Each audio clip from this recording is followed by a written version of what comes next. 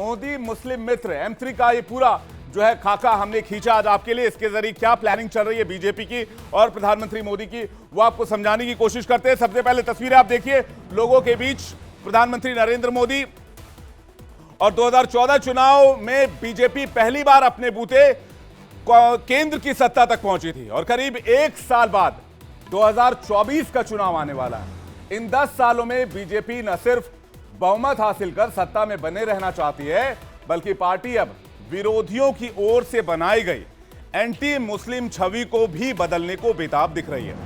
मोदी राज में नई और बदली बीजेपी मुसलमानों के करीब जाना चाहती है। मुसलमानों को जोड़ने के लिए पार्टी गंभीरता से अभियान चला रही है। क्या है ये अभियान, इसकी जानकारी आपको देते हैं। इस अभियान का नाम है मुस्लिम मोदी मित्र। मौजूदा जो बीजेपी है उसके 3 बड़े चेहरे इस रणनीति के पीछे माने जाते हैं, जिनकी ये पूरी प्लानिंग है। इसके केंद्र में है प्रधानमंत्री नरेंद्र मोदी, जिनके चेहरे और जिनकी योजनाओं के नाम पर पार्टी कार्यकर्ता ज्यादा से ज्यादा मुसलमानों को काम में जोड़ने में लगे हुए हैं।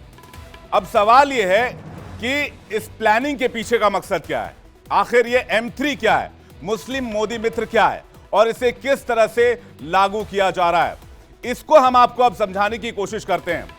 दरअसल इस अभियान का जो पूरा मकसद है वो ज्यादा से ज्यादा मुसलमानों को बीजेपी से जोड़ना है। अब इसको समझने की कोशिश करते हैं। इसी साल 29 अप्रैल को इस अभियान को बीजेपी ने लॉन्च किया था और शुरुआत यूपी के देवबंद से हुई। बीजेपी के अल्पसंख्यक मोर्चा के पास इस अभियान का जिम्मा सौंपा गया है। बीजेपी की कोशिश है कि मुसलमान बीजेपी के सदस्य नहीं बनना चाहते हैं तो कोई बात नहीं, लेकिन उन्हें मोदी का मित्र तो बनाया ही जा सकता है।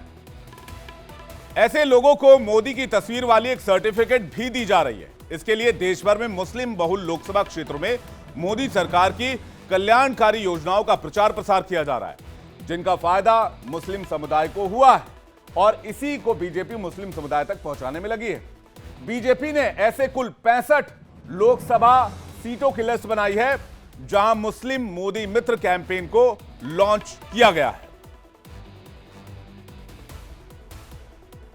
इनके साथ इतना भेदभाव हुआ है, इस भेदभाव का नुकसान उनकी कई पीढ़ियों को भुगतना पड़ा, लेकिन भाजपा देश के हर नागरिक के लिए सबका साथ सबका विकास की भावना से काम कर रही है। अब आपको बताते हैं कि 2024 का जो ये पूरा सिनारियो है, कैसे इस कैंपेन पर बहुत ज्यादा टिका हुआ नजर आता है। उत्तर प्रदेश की 13 सीट है, जिसमें ज्यादातर पश्चिमी यूपी के वो इलाके हैं जहां विरोधी ताकतवर हैं। यूपी के अलावा पश्चिम बंगाल की 13 सीटें हैं, वहां पर भी विरोधी मजबूत नजर आते हैं। जम्मू कश्मीर की 5 सीटें, इसी तरह से बिहार की 4 सीटें, केरल की 8 सीटें, असम की 6 सीटें, मध्य प्रदेश की 3 सीटें, हरियाणा की 2 सीट ऐसे ही है, तेलंगाना की 2 सीट है। इन तमाम जगहों पर कैंपेन शुरू कर दिया गया है। इसके अलावा भी कुछ राज्यों की 1-1 सीटें हैं। ये 65 वैसी सीटें हैं जहां मुस्लिम वोटर 30% के आसपास हैं, यानी कि ये निर्णायक भूमिका में है। कितने मुस्लिम मोदी मित्र बनाने हैं, इसे के लिए पार्टी ने एक टारगेट भी सेट कर दिया है। अब जानिए कि एक सीट पर कितने मुस्लिम बनाए जाएंगे, इसको समझने की कोशिश करते हैं। आइए देखते हैं। मुस्लिम मोदी मित्र टारगेट का जो ये जो कैंपेन है, इसका टारगेट हर लोकसभा सीट पर 5000 मुस्लिम मोदी मित्र बनाया जाएगा। यह लक्ष्य तय किया गया है। बीजेपी ने अब तक 35,000 मुस्लिम मोदी मित्र बना लिए हैं, यानी कि 35,000 हो चुके हैं। सभी 65 सीटों पर करीब 3.25 लाख लोगों को मुस्लिम मोदी मित्र बनाने का लक्ष्य बीजेपी ने रखा है।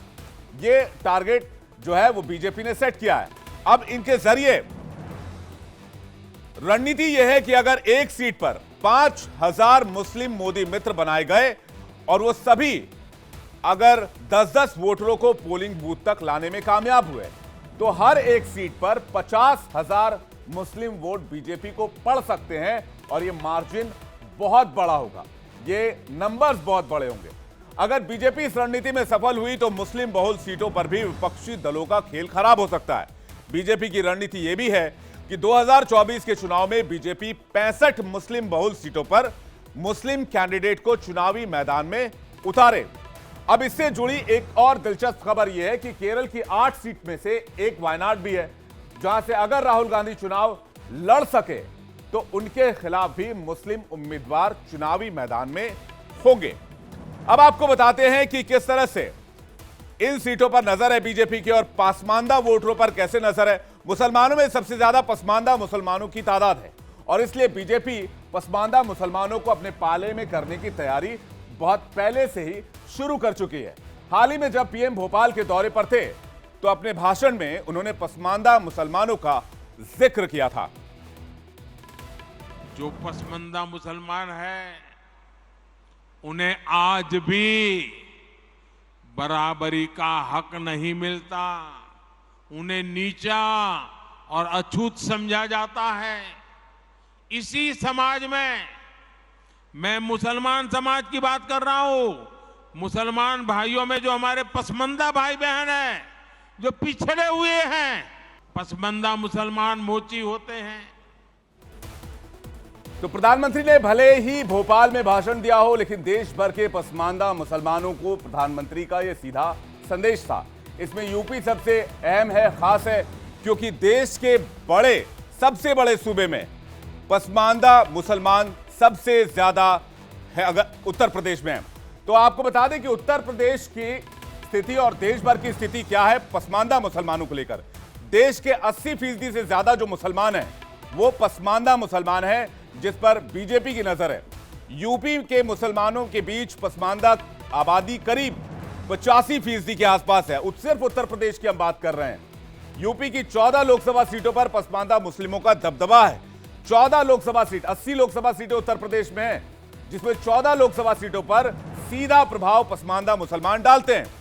दरअसल दलित और बैकवर्ड मुस्लिम आबादी को पसमानदा कहा जाता है, जो आर्थिक और राजनीतिक तौर पर और सामाजिक तौर पर भी काफी पिछड़े हुए हैं। मुसलमानों में अगली जातियों का दबदबा है और पसमानदा मुसलमान हमेशा हाशिए पर रहे हैं। अब बीजेपी की मोदी सरकार की कल्याणकारी योजनाओं के नाम पर इस वोट बैंक को टारगेट किया जा रहा है और यह भी समझा भी रहे हैं कि 4.5 करोड़ मुसलमानों को सरकारी योजनाओं का फायदा जो मिला है उसमें पसमानदा भी शामिल है। पसमानदा वोटरों से सीधा कनेक्ट करने के लिए पीएम मोदी ने एक सांस में पसमानदा के 72 जातियों के नाम गिना दिए। 3 जुलाई 2022 को हैदराबाद में हुई बीजेपी राष्ट्रीय कार्यकारिणी की बैठक में पीएम मोदी ने पसमानदा मुसलमानों को जोड़ने की बात कही थी और उसके बाद से ही बीजेपी पसमानदा मुसलमानों के घर घर पहुंचकर बीजेपी से उनको जोड़ने की पहल शुरू कर दी है। पसमानदा मुसलमान मोची होते हैं, भिस्ती होते हैं, जोगी होते हैं, लालबेंगी होते हैं, बटियारा होते हैं, कितनी ही जातियां